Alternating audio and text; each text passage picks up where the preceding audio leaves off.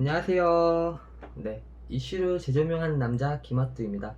오늘의 이슈는 불법 촬영물을 이용해서 같은 학교의 여학생을 수차례 성폭행한 17살 학생에 대한 안타까운 기사 내용입니다.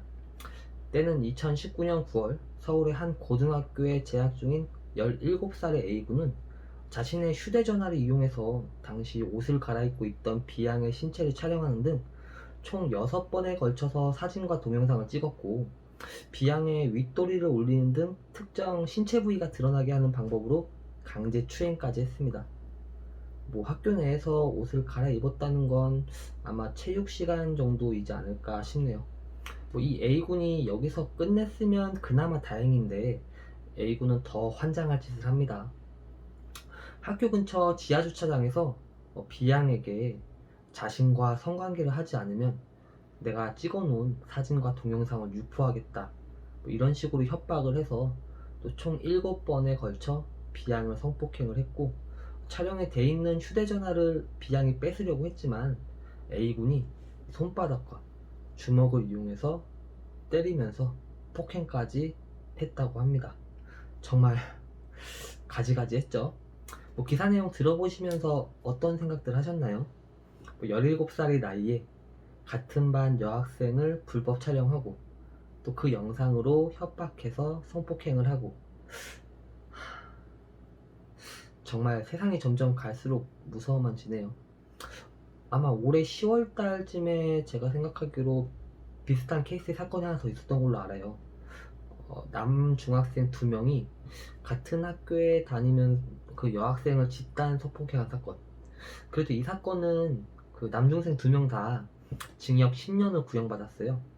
그래도 항상 솜방망이였던 미성년자 처벌이 그나마 조금 개선된 사례가 아닌가 싶습니다.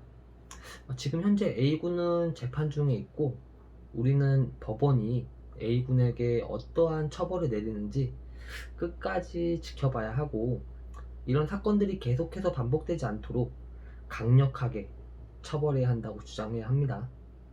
그리고 이런 범죄들이 계속 반복되고 있다는 건 아무래도 예방책들이 좀 부족한 건 아닌지 다시 한번 되짚어보는 계기가 되었으면 합니다. 예를 들면, 이건 제 개인적인 생각이에요. 첫 번째는 성범죄 관련 처벌은 미성년자하고 성인을 따로 구분하지 않고 동등하게 처벌을 받는 거예요.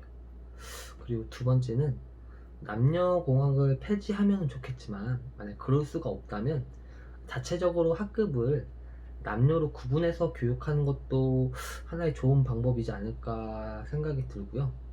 마지막 세 번째로, 성교육 및 성범죄 처벌에 대한 학교의 교육을 기존보다 조금 더 강화할 필요성이 있지 않을까? 라는 생각이 듭니다.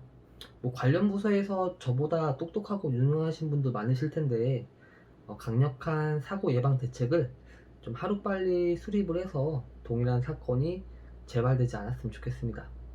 이상으로 부족하고 지루한 영상 끝까지 봐주셔서 감사하고요. 지금까지 이슈를 재조명하는 남자 김하뚜였습니다. 감사합니다.